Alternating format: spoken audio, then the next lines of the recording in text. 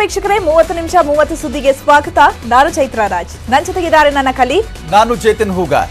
ವೀಕ್ಷಕರೇ, ದಿನದಲ್ಲಿ ನಡೆದಂತ ಪ್ರಮುಖ ಸುದ್ದಿಗಳನ್ನ ಇದೀಗ ಒಂದೊಂದೇ ಫಟಾಫಟ್ ನೋಡ್ತಾ ಹೋಗೋಣ. ಕರ್ನಾಟಕ ವಾಣಿಜ್ಯೋದ್ಯಮ ಸಂಸ್ಥೆ ಗುರುವಾರ ಕರ್ನಾಟಕ ಬಂದ್ಗೆ ಕರೆ ನೀಡಿದೆ. ಕರ್ನಾಟಕ ರಾಜ್ಯ ಸರ್ಕಾರ ಏಕಾಏಕಿ ವಿದ್ಯುತ್ ದರ ಏರಿಕೆ ಮಾಡಿರುವ ನೀತಿಯನ್ನ ಖಂಡಿಸಿರುವ ಕೆಸಿಸಿಐ ಒಂದು ದಿನಗಳ ಬಂದ್ಗೆ ಕರೆ ನೀಡಿದೆ. ಇದೇ ಮೊದಲ ಬಾರಿಗೆ ವಾಣಿಜ್ಯೋದ್ಯಮ ಸಂಸ್ಥೆಯೊಂದು ವಿದ್ಯುತ್ ದರ ಏರಿಕೆ ವಿರುದ್ಧ ದನಿ ಎತ್ತಿದ್ದು, ಕೂಡಲೇ ದರ ಪರಿಷ್ಕರಣೆ ಮಾಡಬೇಕು ಎಂದು ಸರ್ಕಾರಕ್ಕೆ ಡೆಡ್ ಲೈನ್ ನೀಡಿದೆ. ಕೇಂದ್ರ ಸರ್ಕಾರದ ವಿರುದ್ಧ ಸಿಎಂ ಸಿದ್ದರಾಮಯ್ಯ ವಾಗ್ದಾಳಿ ಮಾಡಿದ್ದಾರೆ. ಅಕ್ಕಿ ಖರೀದಿಯಲ್ಲಿ ಕೇಂದ್ರದ ಸರ್ಕಾರ ರಾಜಕೀಯ ಮಾಡ್ತಿದೆ. ನಾವು 9ರಂದು ಅಕ್ಕಿ ಕೊಡಿ ಅಂತ ಪತ್ರ ಬರೆದಿದ್ವಿ. ಅವರು ಒಪ್ಕೊಂಡು ಅಕ್ಕಿ ಸಪ್ಲೈ ಮಾಡೋದಾಗಿ ಪತ್ರ ಬರೆದಿದ್ರು. ನಮ್ಮ ಬಳಿ 7 ಲಕ್ಷ ಟನ್ ಇದೆ ಅಂತ ಒಪ್ಪಿಕೊಂಡು ಆಮೇಲೆ ಇಲ್ಲ ಅಂದ್ರೆ ಏನು ಅಂದ್ಕೊಳ್ಬೇಕು ಅಂತ ಸಿದ್ದರಾಮಯ್ಯ ಕಿಡಿಕಾರಿದ್ದಾರೆ. ಕೇಂದ್ರ ಸರ್ಕಾರದವರು ರಾಜಕೀಯ ಮಾಡಿದ್ದಾರೆ. ನಾವು 9ನೇ ತಾರೀಕಿಗೆ ಅವರಿಗೆ ಪತ್ರ ಬರೆದಿದ್ದು, ನೀವು ಅಕ್ಕಿ ಕೊಡಬೇಕು, 2,28,000 ಮೆಟ್ರಿಕ್ ಟನ್ ಅಕ್ಕಿ ಕೊಡಬೇಕು ಅಂತ.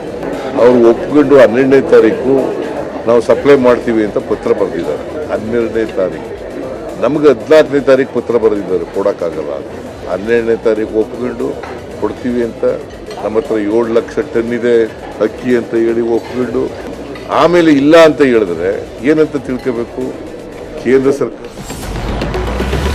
ಕಾಂಗ್ರೆಸ್ ಚುನಾವಣೆಯಲ್ಲಿ ಪ್ರತಿಯೊಬ್ಬ ವ್ಯಕ್ತಿಗೂ 10 ಕೆಜಿ ಅಕ್ಕಿ ಕೊಡುವುದಾಗಿ ಭರವಸೆ ನೀಡಿತು. ಈಗ ಕೇಂದ್ರದ 5 ಕೆಜಿ ಸೇರಿಸಿ 10 ಕೆಜಿ ಅಕ್ಕಿ ಕೊಡುವುದಾಗಿ ಹೇಳುತ್ತಿದೆ. ಅದರ ಬದಲು ನಿಮ್ಮ 10 ಕೆಜಿ ಸೇರಿಸಿ 15 ಕೆಜಿ ಅಕ್ಕಿ ಕೊಡಿ ಅಂತ ಶಾಸಕ ಬಿವೈ ವಿಜಯೇಂದ್ರ ಶಿವಮೊಗ್ಗದಲ್ಲಿ ಹೇಳಿದ್ದಾರೆ. ಹಾಗೆಯೇ ಸ್ಥಳೀಯವಾಗಿ ರಾಗಿ, ಗೋಧಿ ಸೇರಿದಂತೆ ಅಗತ್ಯ ವಸ್ತುಗಳನ್ನು ನಮ್ಮ ರೈತರಿಂದಲೇ ಖರೀದಿ ಮಾಡಬೇಕು. ಆದರೆ ಕಾಂಗ್ರೆಸ್ ಸರ್ಕಾರಕ್ಕೆ ಹೊರ ರಾಜ್ಯದ ಮೇಲೆಯೇ ಹೆಚ್ಚು ಪ್ರೀತಿ ಅಂತ ಆಕ್ರೋಶವನ್ನು ವ್ಯಕ್ತಪಡಿಸಿದ್ದಾರೆ. ಗೋಧಿ ಕೊಡ್ತೇವೆ, ರಾಗಿ ಕೊಡ್ತೇವೆ, ಜೊತೆಲಿ 2-3 ಕೆಜಿ ಅನ್ನೋ ಮಾತನ್ನು ಕೂಡ ಹೇಳಿದ್ದಾರೆ. ನಾನು ತಮ್ಮ ಮೂಲಕ ಮನವಿಯನ್ನ ಮಾಡ್ತಕ್ಕಂಥದ್ದು, ನಮ್ಮ ರಾಜ್ಯದಲ್ಲೇ ಸಾಕಷ್ಟು ಗೋಧಿ, ಜೋಳ, ರಾಗಿ ಎಲ್ಲವನ್ನು ಕೂಡ ಬೆಳೀತಾರೆ. ಯಾಕೆಂದ್ರೆ ನಮ್ಮ ಕಾಂಗ್ರೆಸ್ ಪಕ್ಷದವರಿಗೆ ಬೇರೆ ಸರ್ಕಾರ, ಬೇರೆ ರಾಜ್ಯದ ಮೇಲೆ ಪ್ರೀತಿ ಜಾಸ್ತಿ. ಬೇರೆ ರಾಜ್ಯದಿಂದ ಅಕ್ಕಿ ತಂದರೆ, ಬೇರೆ ರಾಜ್ಯದಿಂದ ಜೋಳ ತಂದರೆ, ಬೇರೆ ರಾಜ್ಯದಿಂದ ಗೋಧಿ ತಂದರೆ ಅದ್ರ ಮೇಲೆ ಬೇರೆ ರಾಜ್ಯಗಳ ಮೇಲೆ ಪ್ರೀತಿ ಜಾಸ್ತಿ. ಆದರೆ ನಮ್ಮ ರಾಜ್ಯದಲ್ಲಿರ್ತಕ್ಕಂಥ ರೈತರಿಂದ ಖರೀದಿ ಮಾಡಿದ್ರೆ ನಮ್ಮ ರೈತರಿಗೆ, ನಮ್ಮ ರಾಜ್ಯದಲ್ಲಿರ್ತಕ್ಕಂಥ ರೈತರಿಗೆ ಲಾಭ ಆಗ್ತದೆ. ಹಾಗಾಗಿ ನಮ್ಮ ರಾಜ್ಯದಿಂದ ಖರೀದಿ ಮಾಡಬೇಕು. ಸಾಕಾಗಿ ಕಾಂಗ್ರೆಸ್ ಸರ್ಕಾರದ ಜನಪ್ರಿಯತೆ ಬಹಳ ದಿನ ಉಳಿಯೋದಿಲ್ಲ ಅಂತ ಮಾಜಿ ಸಿಎಂ ಬೊಮ್ಮಾಯಿ ಬಾಂಬ್ ಸಿಡಿಸಿದ್ದಾರೆ. ಮೊದಲು ಎಲ್ಲದಕ್ಕೂ ಉಚಿತ ಅಂತ ಇದೀಗ ಒಂದೊಂದೇ ಗ್ಯಾರಂಟಿಗಳಿಗೆ ಷರತ್ತನ್ನ ಹಾಕ್ತಿದ್ದಾರೆ. ಒಂದೊಂದು ಗ್ಯಾರಂಟಿಗಳು ವಿಳಂಬ ಆಗ್ತಿವೆ ಅಂತ ಹೇಳಿಕೆಯನ್ನ ಕೊಟ್ಟಿದ್ದಾರೆ. ಅಕ್ಕಿ ಬರ್ತಾ ಇಲ್ಲ ಅಂತ ಕುಂಟನೆಪ ಹೇಳುವಂಥದ್ದು ನಿಜವಾಗ್ಲೂ ಕೂಡ ಅವರ ಗ್ಯಾರಂಟಿಯಿಂದ ಹಿಂದೆ ಹೋದಂಗೆ. ಸಂಪೂರ್ಣವಾಗಿ ಕೇವಲ ಗ್ಯಾರಂಟಿ ಮಾಡ್ತೀವಿ ಅನ್ನುವಂಥ ಒಂದು ಭ್ರಮೆಯನ್ನು ಹುಟ್ಟಿಸಿ ಈ ಕಡೆ ಜನರಿಗೆ ಅತ್ಯಂತ ಅವಶ್ಯಕತೆ ಬೇಕಾಗಿರುವಂಥ ನೀರನ್ನು ಕೊಡೋದಕ್ಕೂ ಕೂಡ ಯಾವುದೇ ರೀತಿಯ ಕ್ರಮಗಳನ್ನು ತೆಗೆದುಕೊಳ್ಳೋದು ನೋಡಿದರೆ ಈ ಸರ್ಕಾರ ಬಹಳ ದಿವಸದ ಇದರ ಜನಪ್ರಿಯತೆ ಉಳಿಯೋದಿಲ್ಲ. ನಮ್ಗೆ ಅಕ್ಕಿ ಬರ್ತಾ ಇಲ್ಲ ಅನ್ನುವಂಥ ಕುಂಟನೆಪ ಹೇಳುವಂಥದ್ದು. ಡಿಕೆ ಶಿವಕುಮಾರ್ ಮುಂದೆ ಸಿಎಂ ಆಗ್ತಾರೆ ಅಂತ ನಿನ್ನೆ ಚಿಕ್ಕಮಗಳೂರು ಶಾಸಕ ತಮ್ಮಯ್ಯ ಮಾತನಾಡಿದರು. ಆದರೆ ಸಿದ್ದರಾಮಯ್ಯ ಬಣ ಇದೇ ವಿಚಾರಕ್ಕೆ ಇವತ್ತು ಮಾತನಾಡಿದೆ. ಮುಂದಿನ 5 ವರ್ಷದವರೆಗೂ ಸಿದ್ದರಾಮಯ್ಯ ಅವರೇ ಮುಖ್ಯಮಂತ್ರಿಯಾಗಿ ಇರಲಿದ್ದಾರೆ ಅಂತ ಸಮಾಜ ಕಲ್ಯಾಣ ಸಚಿವ HC ಮಹದೇವಪ್ಪ ಹೇಳಿದ್ದಾರೆ. ಮೈಸೂರಿನಲ್ಲಿ ಮಾತನಾಡಿದ ಅವರು, ಮುಖ್ಯಮಂತ್ರಿಯಾಗಿ ಸಿದ್ದರಾಮಯ್ಯನವರು ಆಯ್ಕೆಯಾಗಿದ್ದಾರೆ, ಸಿದ್ದರಾಮಯ್ಯನವರೇ ಮುಖ್ಯಮಂತ್ರಿಯಾಗಿ ಮುಂದುವರಿಯುತ್ತಾರೆ ಅಂತ 3 ಬಾರಿ ಪುನರ್ ಉಚ್ಚಾರ ಮಾಡಿದ್ದಾರೆ. ಸಿದ್ದರಾಮಯ್ಯ ಮುಖ್ಯಮಂತ್ರಿ, he will continue as chief minister. He is the chief minister, he will continue as chief minister. He is the chief minister, he will continue as chief minister. ಈಗ ಚರ್ಚೆ ಆಗಿರೋದು ಸಿದ್ದರಾಮಯ್ಯ ಮುಖ್ಯಮಂತ್ರಿ. ಸಿಎಂ ಆಗಿ ಸಿದ್ದರಾಮಯ್ಯ ಮುಂದುವರಿಕೆ ವಿಚಾರಕ್ಕೆ ಸಂಬಂಧಪಟ್ಟಂತೆ ಸಚಿವ ಎಂಬಿ ಪಾಟೀಲ್ ರಿಯಾಕ್ಟ್ ಮಾಡಿದ್ದಾರೆ. ನನ್ನ ಹಿಂದಿನ ಹೇಳಿಕೆಗೆ ಆಗಲೇ ಸ್ಪಷ್ಟನೆ ಕೊಟ್ಟಿದ್ದೇನೆ, ಈಗ ಮತ್ತೆ ಆ ವಿಚಾರದ ಬಗ್ಗೆ ನಾನು ಮಾತನಾಡಲ್ಲ ಅಂತ ಹೇಳಿದ್ದಾರೆ.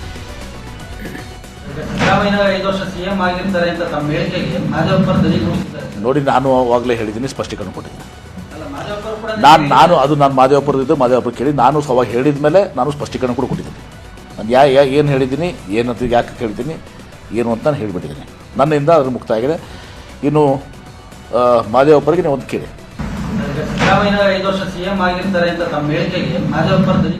ಈ ನಡುವೆ ಸಿದ್ದರಾಮಯ್ಯನವರೇ 5 ವರ್ಷ ಸಿಎಂ ಆಗಿದ್ದಾರೆ ಎಂಬ ಹೇಳಿಕೆಗೆ ಡಿಸಿಎಂ ಡಿಕೆ ಶಿವಕುಮಾರ್ ಸಹೋದರ ಸಂಸದ ಡಿಕೆ ಸುರೇಶ್ ರಿಯಾಕ್ಟ್ ಮಾಡಿದ್ದಾರೆ. ಮಹದೇವಪ್ಪ ಸಾಕಷ್ಟು ಐಡಿಯಾಲಜಿ ಹೊಂದಿದವರು. ಅವರಿಗೆ ಸಚಿವರಾಗಿ ಕೆಲಸ ಮಾಡುವುದಕ್ಕಿಂತ ಬೇರೆಯದ್ದರ ಬಗೆಗೆ ಆಸಕ್ತಿ ಜಾಸ್ತಿ ಇದೆ ಅಂತ ಟಾಂಗ್ ಕೊಟ್ಟಿದ್ದಾರೆ. ನನಗೆ ಗೊತ್ತಿಲ್ಲ ರೀ, ಮಹದೇವಪ್ಪನವರು ಯಾತಕ್ಕೆ ಏನು ಹೇಳ್ತಾರೆ ಗೊತ್ತಿಲ್ಲ. ಅವರು ಪ್ರಬುದ್ಧ ನಾಯಕರು, ಸಾಕಷ್ಟು ಐಡಿಯಾಲಜಿಗಳನ್ನು ಇಟ್ಕೊಂಡಿರ್ತಕ್ಕಂಥವ್ರು, ಅವ್ರದ್ದೇ ಆದಂಥ ರಾಜಕೀಯ ಶಕ್ತಿಯನ್ನು ಇಟ್ಕೊಂಡಿರ್ತಕ್ಕಂಥವ್ರು. ಸೊ ಈಗ ಹಿರಿಯ ಸಚಿವರಾಗಿ ಕೆಲಸ ಮಾಡ್ತಾ ಇದ್ದಾರೆ. ಸೊ ಅವ್ರಿಗೆ ಕೆಲಸ ಮಾಡೋದಕ್ಕಿಂತ, ಸಚಿವರಾಗಿ ಕೆಲಸ ಮಾಡೋದಕ್ಕಿಂತ ಬೇರೆದ್ರ ಬಗ್ಗೆ ಅವ್ರಿಗೆ ಆಸಕ್ತಿ ಜಾಸ್ತಿ ಅಂತ ಕಾಣಿಸ್ತದೆ.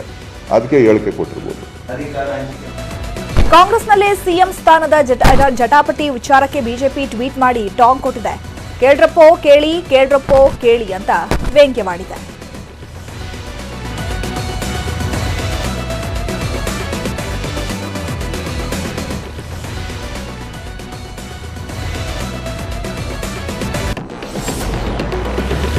ಯುಪಿಎಸ್ಸಿ ಟಾಪರ್ಸ್ ಅಭಿನಂದನಾ ಕಾರ್ಯಕ್ರಮದಲ್ಲಿ ಸಿಎಂ ಸಿದ್ದರಾಮಯ್ಯ ಕನ್ನಡ ಅಭಿಮಾನವನ್ನ ಮೆರೆದಿದ್ದಾರೆ.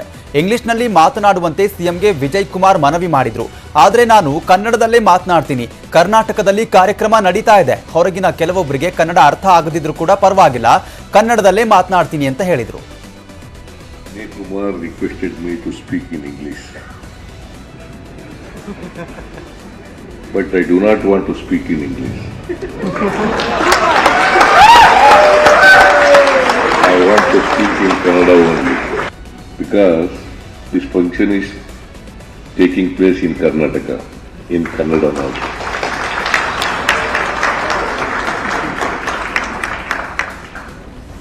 Some trainees may not understand Kannada, but I congratulate all of them and I also wish them good luck in their life. ಇದು ಒಂದು ಸಂತೋಷದ ಸಮಾರಂಭ. ಈ ಸಮಾರಂಭದಲ್ಲಿ ಅತ್ಯಂತ ಸಂತೋಷದಿಂದ ಭಾಗಿಯಾಗಿದ್ದೇನೆ. ಎಸ್ಟಿ ಮೀಸಲಾತಿ ಸಿಕ್ಕಿದ್ದು ಸ್ವಾಮೀಜಿಯವರ 257ನೇ ದಿನದ ಸತತ ಹೋರಾಟದಿಂದ ಬಿಜೆಪಿ ಅವರೇನೋ ಪ್ರೀತಿಯಿಂದ ಕೊಟ್ಟಿದ್ದಲ್ಲ ಅಂತ ಸಚಿವ ಸತೀಶ್ ಜಾರಕಿಹೊಳಿ ಕಿಡಿಕಾರಿದ್ದಾರೆ. ದಾವಣಗೆರೆಯಲ್ಲಿ ಮಾತನಾಡಿದ ಅವರು, ಬಿಜೆಪಿಯವರು ಮೀಸಲಾತಿ ಕೊಟ್ಟು ಹೋಗಿದ್ದಾರೆ ಅಂತ ಹೇಳಬೇಡಿ ಅಂತ ಆಕ್ರೋಶವನ್ನ ವ್ಯಕ್ತಪಡಿಸಿದ್ದಾರೆ. ಮೀಸಲಾತಿ ಸಿಕ್ಕಿದ್ದು ಸ್ವಾಮೀಜಿಯವರ 257 ದಿವಸ ಸತತ ಪ್ರಯತ್ನದಿಂದ ಬಿಜೆಪಿ ಅವರು ಕೊಟ್ಟು ಹೊರತಾಗಿ ಅವ್ರ ಪ್ರೀತಿಯಿಂದ ಕೊಡಲು ನೀವು ಗಮನಿಸಬೇಕು. ಸ್ವಾಮೀಜಿ ಅವರು ಯಾಕಂದ್ರೆ ಅವ್ರ ಬಗ್ಗೆ ಮೇಲೆ ಸಾಫ್ಟ್ ಕಾರ್ಡ್ ಹೇಳ್ತಿರ್ತಾರೆ, ಬಿಜೆಪಿ ಅವರು ಕೊಟ್ಟು ಬಿಜೆಪಿ ಅವರು ಕೊಡ್ತಾರ. ಬಿಜೆಪಿ ಅವರು ಕೊಟ್ಟಿದ್ರೆ 1 ತಿಂಗಳಿಗೆ ಕೊಡ್ತಾರೆ, 2 ತಿಂಗಳಿಗೆ ಕೊಡ್ತಾರೆ. ನಿಮ್ಮನ್ನ ಮಳೆ ಗಾಳಿಯಲ್ಲಿ ಕೂರಿಸುವಂತ ಅವಶ್ಯಕತೆ ಆ ಪಕ್ಷಕ್ಕೆ ಹೆದರಿದ ಚುನಾವಣೆಯಲ್ಲಿ. ಸತೀಶ್ ಜಾರಕಿಹೊಳಿಗೆ ಸಿಎಂ ಆಗುವ ಎಲ್ಲ ಅರ್ಹತೆ ಇದೆ ಅಂತ ಸಚಿವ ಕೆಎನ್ ರಾಜಣ್ಣ ಹೇಳಿಕೆ ಕೊಟ್ಟಿದ್ದಾರೆ. ಸತೀಶ್ ಸಿಎಂ ಆದ್ರೆ ನಮ್ಮ ಸಮಾಜಕ್ಕೆ ಇನ್ನೂ ಒಳ್ಳೆಯದಾಗುತ್ತೆ, ರಾಜಕೀಯ ಸಂಘರ್ಷ ಮಾಡದ ಹೊರತು ಯಾವ ಅಧಿಕಾರ ಸಿಗದು ಎಂದು ರಾಜಣ್ಣ ಹೇಳಿದರು. ಆದ್ರೆ ನಾವು ಮುಂದೆ ನಮ್ಮ ಗುರಿ ಏನು ಗೊತ್ತಾ, ನಾವು ಈ ರಾಜ್ಯದ ಮುಖ್ಯಮಂತ್ರಿ ಒಂದು ದಿವಸ ಆಗಬೇಕು. ಕಿಚ್ಚ ಸುದೀಪ್ ನಮ್ಮ ವಿರುದ್ಧವೇ ಭಾಷಣ ಮಾಡಿದ್ದಾರೆ. ಸಾಮಾನ್ಯ ಕ್ಷೇತ್ರದಲ್ಲಿ ಬಂದು ಪ್ರಚಾರ ಮಾಡಿದ್ರೆ ಏನು ಅನಿಸ್ತಾ ಇರಲಿಲ್ಲ. ಎಸ್ಟಿ ಮೀಸಲು ಕ್ಷೇತ್ರದಲ್ಲಿ ಪ್ರಚಾರ ಮಾಡಿದ್ದಕ್ಕೆ ನೋವಾಗಿದೆ ಅಂತ ಸಚಿವ ಕೆಎನ್ ರಾಜಣ್ಣ ಹೇಳಿಕೆ ಕೊಟ್ಟಿದ್ದಾರೆ. ದಾವಣಗೆರೆಯಲ್ಲಿ ಮಾತನಾಡಿದ ಅವರು, ಇದು ಪ್ರತಿಭಾನ್ವಿತ ನಟನ ಭವಿಷ್ಯಕ್ಕೆ ಕುತ್ತು ತರುತ್ತದೆ. ಆತನಿಗೆ ಅನುಭವ ಕಡಿಮೆ ಇದೆ, ಶ್ರೇಷ್ಠ ನಟನಾಗಲು ಅವಕಾಶ ಇದೆ ಅಂತ ಕಿಚ್ಚನ ವಿರುದ್ಧ ರಾಜಣ್ಣ ಬೇಸರವನ್ನ ವ್ಯಕ್ತಪಡಿಸಿದರು.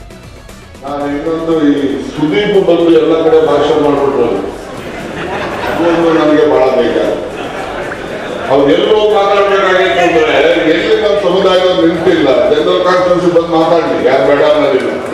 ಆದ್ರೆ ರಿಸರ್ವ್ ಕಾನ್ಫರೆನ್ಸ್ ನಿಂತರು 2 ನಮ್ಮವರೇ ಇರ್ತಾರೆ, ಅವ್ರು ಇಬ್ರು ಬೇಕು. ಅವ್ರಿಗೆ ಎಲ್ಲ ನಮ್ಮ ಸಮುದಾಯದವರು ಏನೋ ಒಬ್ರು ಒಳ್ಳೆ ನಟರಿದ್ದಾರೆ, ಕೀರ್ತಿ ಇದೆ ಅಂತ ಹೇಳಿ ಎಲ್ಲರಿಗೂ ಕೂಡ ಅವ್ರನ್ನ ಗೌರವದಿಂದ ಕಾಣ್ತಾ ಇದ್ದಾರೆ. ರಾಜ್ಯದಲ್ಲಿ ಶಕ್ತಿ ಯೋಜನೆಯಿಂದ ಧಾರ್ಮಿಕ ಸ್ಥಳಗಳು ರಶ್ ಆಗ್ತಾ ಇದೆ. ರಾಜ್ಯದ ಬಹುತೇಕ ಧಾರ್ಮಿಕ ಸ್ಥಳಗಳು ರಶ್ ಆಗಿದ್ದು ಮಹಿಳಾ ಪ್ರಯಾಣಿಕರಿಂದ ತುಂಬಿ ತುಳುಕ್ತಾ ಇದೆ.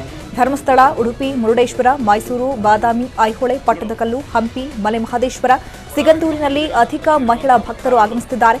ಚಾಮರಾಜನಗರದ ಮಲೆಮಹದೇಶ್ವರಕ್ಕೆ ಜನಸಾಗರವೇ ಹರಿದು ಬರ್ತಾ ಇದೆ. ಬಸ್ ಹತ್ತೋಕೆ ಭಾರೀ ನೂಕುನುಗ್ಗಲು ಉಂಟಾಗಿದ್ದು ಬಸ್ನ ಕಿಟಕಿಯ ರಾಡ್ ಅನ್ನು ಜನರು ಮುರಿದಿದ್ದಾರೆ. ಇವತ್ತು ಮಣ್ಣೆತ್ತಿನ ಅಮಾವಾಸ್ಯೆ, ಹಾಗೆ ಫ್ರೀ ಬಸ್ ಬೇರೆ ಓಡಾಡ್ತಿವೆ. ಈ ಹಿನ್ನೆಲೆ ಮಹದೇಶ್ವರ ಬೆಟ್ಟಕ್ಕೆ ಮಹಿಳೆಯರ ದಂಡೆ ಆಗಮಿಸ್ತಾ ಇದೆ. ನಿನ್ನೆಯಿಂದಲೇ ಮಾದಪ್ಪನ ಸನ್ನಿಧಿಯಲ್ಲಿ ಸಾವಿರಾರು ಮಹಿಳೆಯರು ಬೀಡು ಬಿಟ್ಟಿದ್ದಾರೆ. ಇವತ್ತು ಕೂಡ ಕೊಳ್ಳೇಗಾಲದಲ್ಲಿ ಬೆಟ್ಟಕ್ಕೆ ಬಸ್ ಹತ್ತೋದಕ್ಕೆ ಮಹಿಳೆಯರ ನೂಕುನುಗ್ಗಲು ಉಂಟಾಗಿದೆ. ಇನ್ನು ಮಾದಪ್ಪನ ಬೆಟ್ಟಕ್ಕೆ ಪ್ರತಿ ಅಮಾವಾಸ್ಯೆಗೆ 20 ರಿಂದ 30 ಸಾವಿರ ಭಕ್ತರು ಆಗಮಿಸುವುದು ಸಾಮಾನ್ಯವಾಗಿದೆ. ಆದರೆ ಈ ಬಾರಿ 40 ಸಾವಿರಕ್ಕೂ ಹೆಚ್ಚು ಭಕ್ತರು ಬಂದಿದ್ದು ಮಹಿಳೆಯರಿಂದ ಮಹದೇಶ್ವರನ ಬೆಟ್ಟ ತುಂಬಿ ತುಳುಕ್ತಾ ಇದೆ. ಈ ನಡುವೆ ಚಾಮರಾಜನಗರದ ಎಲ್ಲಾ ಡಿಪೋಗಳಿಂದಲೂ ಕೂಡ ಮಲೆ ಮಹದೇಶ್ವರ ಬೆಟ್ಟಕ್ಕೆ ಹೆಚ್ಚುವರಿ 200 ಬಸ್ಗಳನ್ನು ಬಿಡಲಾಗಿದೆ. ಈ ಅಮಾವಾಸ್ಯೆಯ 3 ದಿನದಲ್ಲಿ ಸುಮಾರು 1.5 ಕೋಟಿ ಕಲೆಕ್ಷನ್ ಆಗುವ ಸಾಧ್ಯತೆ ಇದೆ. ಕಳೆದ ಬಾರಿ 3 ದಿನದಲ್ಲಿ ಸುಮಾರು 75 ಲಕ್ಷ ಕಲೆಕ್ಷನ್ ಆಗಿತ್ತು. ಈ ನಡುವೆ ಮಲೆ ಮಹದೇಶ್ವರ ಬೆಟ್ಟದ ನಡುವಿನ ರಸ್ತೆಯಲ್ಲಿ ಒಂದು ಬಸ್ ಕೆಟ್ಟು ಹೋಗಿದೆ. ಪರಿಣಾಮ 3-4 ಕಿಲೋಮೀಟರ್ ಉದ್ದಕ್ಕೂ ವಾಹನಗಳು ನಿಂತು ಸಖತ್ ಟ್ರಾಫಿಕ್ ಜಾಮ್ ಕೂಡ ಉಂಟಾಗಿದೆ. ಚಾಮರಾಜನಗರದಲ್ಲೂ ಫ್ರೀ ಬಸ್ ಎಫೆಕ್ಟ್ ಜೋರಾಗಿಯೇ ಆಗ್ತಾ ಇದೆ. ಬಸ್ ಹತ್ತಲು ಮಹಿಳೆಯರ ನುಗ್ಗಲು ಉಂಟಾಗಿತ್ತು. ಕೊಳ್ಳೇಗಾಲ ಬಸ್ ನಿಲ್ದಾಣದಲ್ಲಿ ಮಹಿಳೆಯರು ಬಾಗಿಲ ಮೂಲಕ ಬಸ್ ಹತ್ತಲಾಗದೆ ಕಿಟಕಿ ಮೂಲಕ ಬಸ್ ಹತ್ತುತ್ತಿದ್ದಾರೆ. ಇತ್ತ ಬಾಗಲಕೋಟೆಯ ಬಾದಾಮಿ ತಾಲೂಕಿನ ಬನಶಂಕರಿ ದೇವಾಲಯ ಫುಲ್ ರಶ್ ಆಗಿದ್ದು ರಾಜ್ಯದ ವಿವಿಧೆಡೆಯಿಂದ ಅಪಾರ ಭಕ್ತರು ಆಗಮಿಸಿ ದೇವರ ದರ್ಶನ ಪಡೆದಿದ್ದಾರೆ. ಉಚಿತ ಬಸ್ ಪ್ರಯಾಣ ಹಿನ್ನೆಲೆ ಮಹಿಳಾ ಭಕ್ತೆಯರ ಸಂಖ್ಯೆ ಹೆಚ್ಚಾಗ್ತಾ ಇದೆ. ಶಕ್ತಿ ಯೋಜನೆ ಎಫೆಕ್ಟ್ ಹಾಗೂ ಆಷಾಢ ಮಾಸ ಆರಂಭ ಹಿನ್ನೆಲೆ ಚಾಮುಂಡಿ ಬೆಟ್ಟಕ್ಕೆ ಭಕ್ತ ಸಾಗರವೇ ಹರಿದು ಬರ್ತಾ ಇದೆ. ಭಕ್ತರು ಪ್ರವಾಸಿಗರಿಂದ ದೇವಾಲಯ ತುಂಬಿ ತುಳುಕ್ತಾ ಇದೆ. ಚಾಮುಂಡಿ ದೇವಿ ದರ್ಶನಕ್ಕೆ ಮುಂಜಾನೆಯಿಂದಲೇ ಭಕ್ತರು ಕ್ಯೂ ನಿಂತಿದ್ದಾರೆ. ದೇವಸ್ಥಾನದ ಒಳಗೆ ಹಾಗೂ ಹೊರಗಡೆ ಕಾಲಿಡೋದಕ್ಕೂ ಕೂಡ ಜಾಗವಿಲ್ಲದಷ್ಟು ಭಕ್ತರು ತುಂಬಿದ್ದಾರೆ.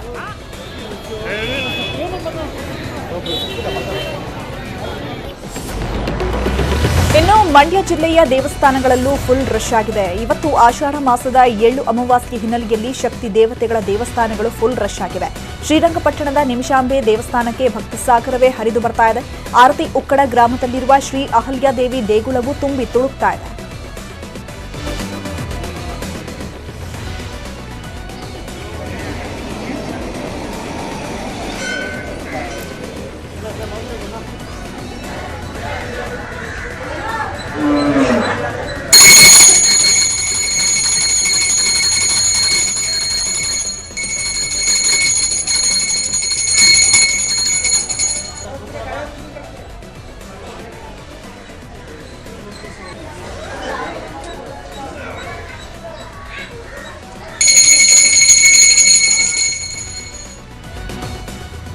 ಮಂಡ್ಯ ಜಿಲ್ಲೆಯಲ್ಲಿ ಕೆಎಸ್ಆರ್ಟಿಸಿ ಬಸ್ಗಳು ಫುಲ್ ರಶ್ ಆಗ್ತಿವೆ. ಜನ ಬಸ್ ಹತ್ತೋಕೆ ಗಲಾಟೆ ಮಾಡ್ತಿದ್ದಾರೆ. ಇದೇ ಕಾರಣಕ್ಕೆ ಮಂಡ್ಯ ಬಸ್ ನಿಲ್ದಾಣದಲ್ಲಿ ಪೊಲೀಸರನ್ನ ನಿಯೋಜನೆ ಮಾಡಲಾಗಿದೆ.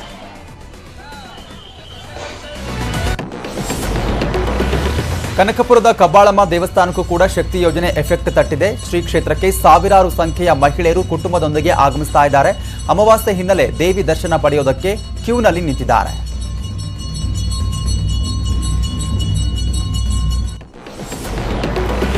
ಇನ್ನು ದಾವಣಗೆರೆ ಜಿಲ್ಲೆಯಲ್ಲೂ ಶಕ್ತಿ ಯೋಜನೆ ಎಫೆಕ್ಟ್ ತಟ್ಟಿದೆ. ಮಣ್ಣೆತ್ತಿನ ಅಮಾವಾಸ್ಯೆ ಹಿನ್ನೆಲೆ ಉಕ್ಕಡ ಗಾತ್ರಿ ಅಂಜಯ್ಯನ ದರ್ಶನಕ್ಕೆ ಸಾವಿರಾರು ಸಂಖ್ಯೆಯಲ್ಲಿ ಮಹಿಳಾ ಭಕ್ತರು ಆಗಮಿಸಿದ್ದಾರೆ. ಬೆಂಗಳೂರು, ತುಮಕೂರು, ಚಿತ್ರದುರ್ಗ, ಹಾವೇರಿ ಸೇರಿದಂತೆ ವಿವಿಧ ಜಿಲ್ಲೆಗಳಿಂದ ಭಕ್ತರು ಆಗಮಿಸುತ್ತಿದ್ದಾರೆ. ಪ್ರತಿ ಬಾರಿ ಅಮಾವಾಸ್ಯೆಗಿಂತಲೂ ಈ ಬಾರಿ ಅಧಿಕ ಜನಸಂಖ್ಯೆ ಬಂದಿದ್ದಾರೆ. ದೇವಸ್ಥಾನ ಫುಲ್ ರಶ್ ಆಗಿದೆ. ದೇವರ ದರ್ಶನ ಮುಗಿಸಿ ವಾಪಸ್ ಹೋಗಲು ಬಸ್ಗಳು ಫುಲ್ ರಶ್ ಆಗಿವೆ.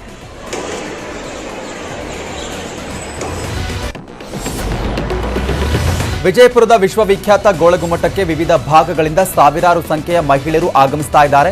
ಕರ್ನಾಟಕದ ಜೊತೆಗೆ ಮಹಾರಾಷ್ಟ್ರದಿಂದಲೂ ಕೂಡ ಆಗಮಿಸ್ತಾ ಇದ್ದಾರೆ. ಸ್ವಸಹಾಯ ಸಂಘದ ಸದಸ್ಯರು ತಂಡೋಪತಂಡವಾಗಿ ಪ್ರವಾಸ ಮಾಡ್ತಿದ್ದಾರೆ. ಶಕ್ತಿ ಯೋಜನೆ ಜಾರಿ ಬಳಿಕ ಮೊದಲ ವೀಕೆಂಡ್ಗೆ ಪ್ರವಾಸಿಗರ ಸಂಖ್ಯೆ ಡಬಲ್ ಆಗ್ತಾ ಇದೆ.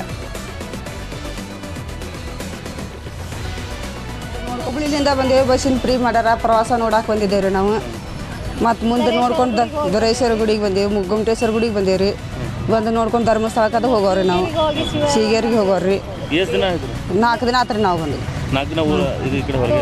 ಈಗ ಬಂದ 2 ದಿವಸ ಆತ್ರಿ. ಇನ್ನೂ 2 ದಿವಸ ಟೈಮ್ ಐತ್ರಿ. ನಾವು ಇನ್ನೂ 2 ದಿವಸ ಐತಿ.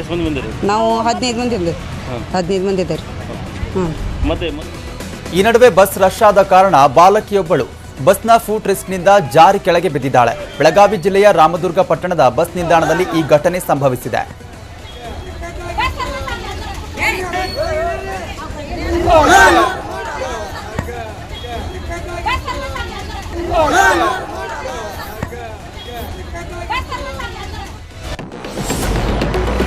ವಿಜಯಪುರದ ಮುದ್ದೇಬಿಹಾಳ ಬಸ್ ನಿಲ್ದಾಣದಲ್ಲಿ ಮಹಿಳೆಯರ ನೂಕುನುಗ್ಗಲು ಕಾಣಿಸ್ತಾ ಇತ್ತು. ಆದರೆ ಮಗುವನ್ನ ಬಸ್ಗೆ ಹತ್ತಿಸಿದ ಮಹಿಳೆಗೆ ಸೀಟ್ ಸಿಕ್ಕಿರಲಿಲ್ಲ. ಬಳಿಕ ತಾಯಿ ಏನೋ ಕೆಳಗಿಳಿದ್ಲು, ಆದರೆ ಮಗು ಕೆಳಗಿಳಿದಿರಲಿಲ್ಲ. ಅಷ್ಟರಲ್ಲಿ ಚಾಲಕ ಬಸ್ ಚಲಾಯಿಸಿದ್ದಾನೆ. ಹೊರಟಿದ್ದ ಬಸ್ ಬೆನ್ನತ್ತಿ ತಾಯಿ ಮಗಳನ್ನ ಇಳಿಸ್ಕೊಂಡಿದ್ದಾಳೆ. ಮಗಳನ್ನು ಕಿಟಕಿಯಿಂದ ಇಳಿಸಿಕೊಂಡು ಸಿಟ್ಟಿನಿಂದ ಬಸ್ಗೆ ಗುದ್ದಿದ್ದಾಳೆ.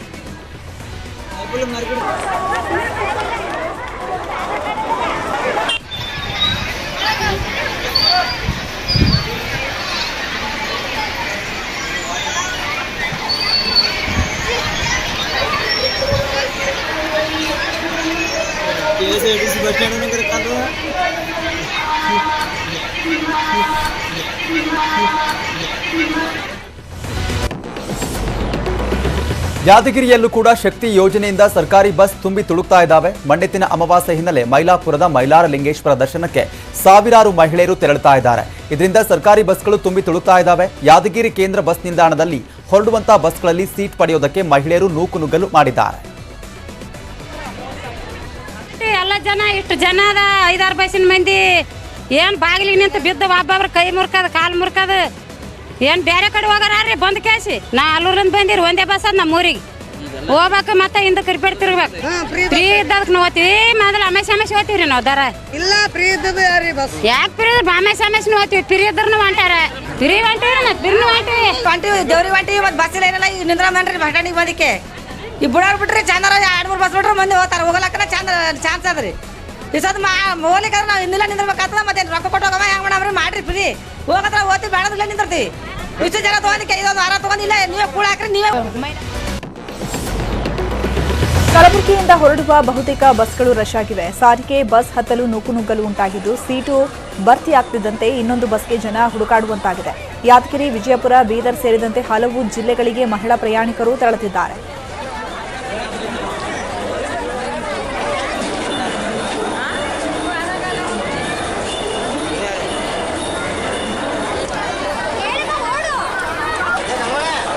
ಇನ್ನು ಕಲಬುರಗಿಯ ಶ್ರೀ ಕ್ಷೇತ್ರ ದತ್ತಾತ್ರೇಯ ದೇವಸ್ಥಾನವು ಫುಲ್ ರಶ್ ಆಗಿದೆ. ಶಕ್ತಿ ಆಯೋಜನೆ ಅಡಿ ಮಹಿಳೆಯರಿಗೆ ಬಸ್ ಫ್ರೀ ಹಿನ್ನೆಲೆ ಸಾವಿರಾರು ಜನರು ದತ್ತಾತ್ರೇಯ ಸನ್ನಿಧಿಗೆ ಆಗಮಿಸಿದ್ದಾರೆ. ಇವತ್ತು ಮಣ್ಣೆತ್ತಿನ ಅಮಾವಾಸ್ಯೆ ಹಿನ್ನೆಲೆ ಹೆಚ್ಚಿನ ಸಂಖ್ಯೆಯಲ್ಲಿ ಭಕ್ತರು ಆಗಮಿಸಿದ್ದಾರೆ. ಬೀದರ್, ಯಾದಗಿರಿ, ಸುರಪುರ, ವಿಜಯಪುರದಿಂದ ಮಹಿಳೆಯರು ಆಗಮಿಸಿದ್ದಾರೆ. ಕಲಬುರಗಿಯ ಕೇಂದ್ರೀಯ ಬಸ್ ನಿಲ್ದಾಣದಲ್ಲಿ ಹೆಂಡತಿಗೆ ಸೀಟ್ ಹಿಡಿಯಲು ಗಂಡ ಪರದಾಡಿದ್ದಾನೆ. ಬಸ್ ನಿಲ್ದಾಣದ ಒಳಗೆ ಸ್ಕೂಟರ್ ತಂದು ಸೀಟಿಗಾಗಿ ಗಲಾಟೆ ಮಾಡಿದ್ದಾನೆ.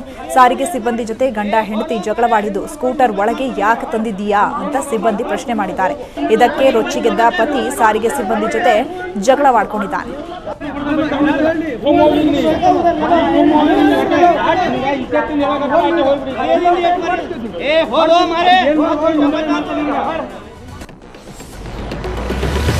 ಕಾಫಿನಾಡು ಚಿಕ್ಕಮಗಳೂರಿನ ಕೊಟ್ಟಿಗೆಹಾರದಲ್ಲಿ ಶಕ್ತಿ ಜಾತ್ರೆ ಜೋರಾಗಿದೆ. ಕೊಟ್ಟಿಗೆಹಾರದಲ್ಲಿ ಮಹಿಳೆಯರು ಬಸ್ಗೆ ಮುಗಿ ಬೀಳ್ತಿದ್ದಾರೆ. ಧಾರವಾಡ, ಹುಬ್ಬಳ್ಳಿ, ಹಾಸನದಿಂದ ಮಹಿಳೆಯರು ಆಗಮಿಸ್ತಾ ಇದ್ದು ಹೊರನಾಡಿಗೆ ಹೋಗೋದಕ್ಕೆ ಕೊಟ್ಟಿಗೆಹಾರ ಬಸ್ ಸ್ಟ್ಯಾಂಡ್ನಲ್ಲಿ 400ರಿಂದ 500 ಮಹಿಳೆಯರು ಮುಗಿಬಿದ್ದಿದ್ದಾರೆ. ಬೆಂಗಳೂರಿನ ದೇವಸ್ಥಾನಗಳು ಕೂಡ ಫುಲ್ ರಶ್ ಆಗಿದ್ವು. ಫ್ರೀ ಬಸ್ ಎಫೆಕ್ಟ್ ಕಾರಣ ಬಂಡೆ ಮಹಂಕಾಳಿ ದೇವಸ್ಥಾನಕ್ಕೆ ಭಕ್ತ ಸಾಗರವೇ ಹರಿದು ಬಂದಿತ್ತು. ಅಮಾವಾಸ್ಯೆಯಾದ ಕಾರಣ ಜೊತೆಗೆ ವೀಕೆಂಡ್ ಇರೋ ಕಾರಣ ಬಿಎಂಟಿಸಿ ಬಸ್ ಹತ್ಕೊಂಡು ಸಾಕಷ್ಟು ಮಹಿಳಾ ಪ್ರಯಾಣಿಕರು ದೇವಸ್ಥಾನಕ್ಕೆ ಬಂದು ದರ್ಶನವನ್ನ ಮಾಡಿಕೊಂಡ್ರು.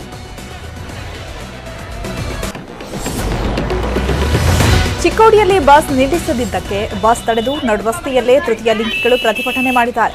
ಚಾಲಕನ ವಿರುದ್ಧ ಆಕ್ರೋಶವನ್ನು ವ್ಯಕ್ತಪಡಿಸಿದ್ದಾರೆ. ರಾಯಭಾಗ ತಾಲೂಕಿನ ಹಾರೋಗೇರಿ ಪಟ್ಟಣದಲ್ಲಿ ಈ ಘಟನೆ ನಡೆದಿದೆ. ನಾವು ಸಿದ್ದರಾಮಯ್ಯಗೆ ವೋಟ್ ನೀಡಿದ್ದೇವೆ, ನೀನ್ಯಾಕೆ ಬಸ್ ನಿಲ್ಲಿಸಲ್ಲ ಅಂತ ಚಾಲಕನ ಜೊತೆ ತೃತೀಯ ಲಿಂಗಿಗಳು ಜಗಳ ಮಾಡಿದ್ದಾರೆ.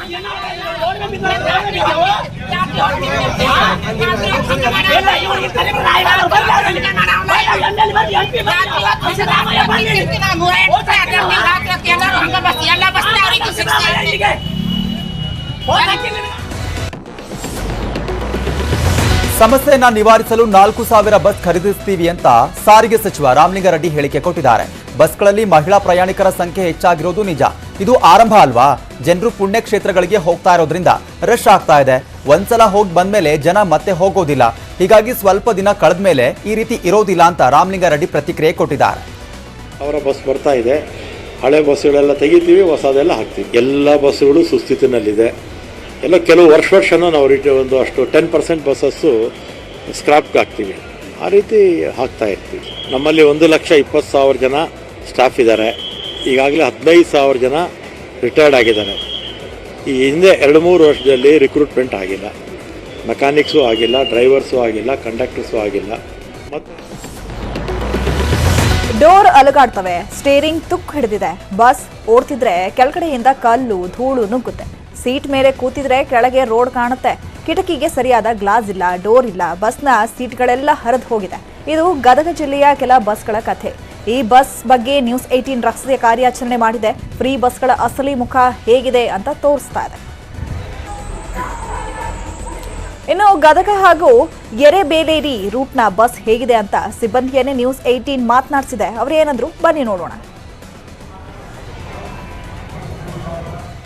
ಆತಂಕ ತರಬಹುದಾಗಿರ್ತಕ್ಕಂಥ ಬಸ್ಗಳೇನಿದಾವೆ ಅವನ್ನ ರಸ್ತೆಯಿಂದ ತೆಗಿತಾರೆ. ಹೊಸ ಬಸ್ಸುಗಳನ್ನು ಸೇರಿಸಬೇಕು. ಈಗಾಗಲೇ ನಮ್ಮ ಸಾರಿಗೆ ಸಚಿವರಾದ ರಾಮಲಿಂಗಾರೆಡ್ಡಿ ಅವರು ಸ್ಪಷ್ಟವಾಗಿ ಹೇಳಿದ್ದಾರೆ, ಹೆಚ್ಚು ಬಸ್ಸುಗಳನ್ನು ಖರೀದಿ ಮಾಡ್ತೀವಿ. ಹಿಂದಿನ ಸರ್ಕಾರದವರು ಏನು ಕೆಲವು ತೆಗಿಬೇಕಾಗಿತ್ತು ಅವುಗಳನ್ನು ಮುಂದುವರಿಸಿದ್ದಾರೆ. ಅನಿವಾರ್ಯವಾಗಿ ಕೆಲವು ಕಾಲ ನಾವು ಮುಂದುವರಿಸಬೇಕಾಗಿ ಬರ್ತದೆ. ಹೊಸ ಬಸ್ಸುಗಳನ್ನು ಬೇಗ ದೆಹಲಿಯ ಆರ್ಕೆ ಪುರಂ ಪೊಲೀಸ್ ಠಾಣಾ ವ್ಯಾಪ್ತಿಯಲ್ಲಿ ಅಪರಿಚಿತರು ಗುಂಡಿನ ದಾಳಿ ಮಾಡಿದ್ದಾರೆ. 2 ಮಹಿಳೆಯರು ಸಾವನ್ನಪ್ಪಿದ್ದಾರೆ. 2 ಮಹಿಳೆಯರನ್ನ ತಕ್ಷಣ ಆಸ್ಪತ್ರೆಗೆ ಕರೆದೊಯ್ಯಲಾದರೂ ಕೂಡ ಚಿಕಿತ್ಸೆ ಫಲಕಾರಿಯಾಗದೆ ಸಾವನ್ನಪ್ಪಿದ್ದಾರೆ. ಪಿಂಕಿ ಮತ್ತು ಜ್ಯೋತಿ ಎಂಬುವವರ ಮೇಲೆ ಗುಂಡು ಹಾರಿಸಲಾಗಿದೆ. ಘಟನೆಗೆ ನಿಖರವಾದ ಕಾರಣ ತಿಳಿದು ಬಂದಿಲ್ಲ. ಆರೋಪಿಗಳ ಬಂಧನಕ್ಕೆ ಪೊಲೀಸರು ಶೋಧ ನಡೆಸುತ್ತಿದ್ದಾರೆ. ಉತ್ತರ ಭಾರತದಲ್ಲಿ ರಣ ಬಿಸಿಲಿನ ಝಳಕ್ಕೆ ಜನ ತತ್ತರಿಸಿ ಹೋಗಿದ್ದಾರೆ. ಬಿಸಿಲಿನ ತಾಪಕ್ಕೆ ಈವರೆಗೆ ಉತ್ತರ ಪ್ರದೇಶ ಹಾಗೂ ಬಿಹಾರದಲ್ಲಿ 98 ಮಂದಿ ಸಾವನ್ನಪ್ಪಿದ್ದಾರೆ. ಉತ್ತರ ಪ್ರದೇಶದಲ್ಲಿ ಈವರೆಗೆ 54 ಮಂದಿ ಸಾವನ್ನಪ್ಪಿದರೆ ಬಿಹಾರದಲ್ಲಿ 3 ದಿನದಲ್ಲಿ 44 ಮಂದಿ ಮೃತಪಟ್ಟಿದ್ದಾರೆ. ಬಿಸಿಲಿನಿಂದಾಗಿ ಜ್ವರ, ಉಸಿರಾಟದ ತೊಂದರೆ, ಇತರೆ ಆರೋಗ್ಯ ಸಮಸ್ಯೆಗಳು ಹೆಚ್ಚಾಗ್ತಾ ಇದ್ದು ಆಸ್ಪತ್ರೆಗಳಲ್ಲಿ ರೋಗಿಗಳು ತುಂಬಿ ತುಳುಕ್ತಿದ್ದಾರೆ. ದಾಖಲಾದ ರೋಗಿಗಳಲ್ಲಿ ಹೆಚ್ಚಿನವರು 60 ವರ್ಷಕ್ಕಿಂತ ಮೇಲ್ಪಟ್ಟವರು. ಹೃದಯಾಘಾತ, ಮೆದುಳಿನ ಪಾರ್ಶ್ವವಾಯುದಿಂದ ಸಾವನ್ನಪ್ಪಿದ್ದಾರೆ ಅಂತ ಹೇಳಲಾಗ್ತಾ ಇದೆ. ಲಂಡನ್ನಲ್ಲಿ ರೂಮ್ಮೇಟ್ನಿಂದಲೇ ಭಾರತೀಯ ಮೂಲದ ವ್ಯಕ್ತಿ ಕೊಲೆಯಾಗಿದ್ದಾನೆ. ಕೇರಳದ ಪನಂಪಲ್ಲಿ ನಗರ ಮೂಲದ 25 ವರ್ಷದ ಸಲ್ಮಾನ್ ಸಲೀಂ ಕೊಲೆಯಾದಂತಹ ವ್ಯಕ್ತಿ. ಇನ್ನು 37 ವರ್ಷದ ಅರವಿಂದ್ ಶಶಿಕುಮಾರ್ ಎಂಬಾತನನ್ನ ಪೊಲೀಸರು ಬಂಧನ ಮಾಡಿದ್ದಾರೆ. ಲಂಡನ್ನಲ್ಲಿ ಒಂದೇ ವಾರದಲ್ಲಿ ಭಾರತೀಯ ಪ್ರಜೆಯ 3ನೇ ಹತ್ಯೆಯಾಗಿದೆ. ಇನ್ನು ಲಂಡನ್ನ ಕ್ಯಾಂಬರ್ವೆಲ್ನಲ್ಲಿ ಘಟನೆ ಸಂಭವಿಸಿದ್ದು, ಕ್ಯಾಂಬರ್ವೆಲ್ನಲ್ಲಿರುವಂತಹ ಹೌಸ್ ಶೇರ್ನಲ್ಲಿ 2 ವಾಸವಾಗಿದ್ದ ಬಗ್ಗೆ ಮಾಹಿತಿ ಸಿಕ್ಕಿದೆ. ಉತ್ತರ ಕನ್ನಡ ಜಿಲ್ಲೆಯ ಅಂಕೋಲಾದ ಬಾದಿಕೇರಿಯ ರಾಘವೇಂದ್ರ ಭಟ್ ತಮ್ಮ ಮನೆಯಲ್ಲಿ ಸಾಕಾಯಿರೋ ಶ್ವಾನಗಳನ್ನು ದೇಶ ಸೇವೆಗೆ ನೀಡಿದ್ದಾರೆ. ಬೆಲ್ಜಿಯಂ ಮೆಲಿನೋಯ್ಸ್ ತಳಿಯ 17 ಶ್ವಾನಗಳಿವೆ. 6 ತಿಂಗಳ ಹಿಂದೆ ತಮ್ಮ ಫೇಸ್ಬುಕ್ನಲ್ಲಿ ಶ್ವಾನದ ಮರಿಗಳ ಫೋಟೋ ಅಪ್ಲೋಡ್ ಮಾಡಿದ್ರು. ಇದನ್ನ ಗಮನಿಸಿದ್ದ ಅಸ್ಸಾಂನ ಭೂ ಸೈನಿಕ ದಳದ ಅಧಿಕಾರಿ ರಾಘವೇಂದ್ರ ಭಟ್ ಅವರನ್ನ ಸಂಪರ್ಕಿಸಿ ಸೈನ್ಯಕ್ಕೆ ಶ್ವಾನದ ಮರಿಗಳ ಬೇಡಿಕೆ ಇಟ್ಟಿದ್ರು. ಶ್ವಾನದ ಸಾಮರ್ಥ್ಯ, ಬುದ್ಧಿಮಟ್ಟ, ಆರೋಗ್ಯ, ಆಹಾರದ ಪದ್ಧತಿ ಪರೀಕ್ಷಿಸಿ ಇವುಗಳನ್ನು ಸೇನೆಗೆ ನೀಡುವಂತೆ ಕೇಳಿದ್ರು. ಅದರಂತೆ ಸೇನೆಗೆ ಶ್ವಾನಗಳನ್ನು ನೀಡಿದ್ದಾರೆ. ರಾಘವೇಂದ್ರ ಭಟ್ ಗಡಿಯಲ್ಲಿ ಗಸ್ತು ತಿರುಗಲು ಮಾದಕ ಪದಾರ್ಥಗಳ ಸಾಗಣೆ ವಾಸನೆಯ ಮೂಲಕವೇ ಕಂಡುಹಿಡಿಯುವ ಸಾಮರ್ಥ್ಯ ಈ ಶ್ವಾನಗಳಿಗಿವೆ.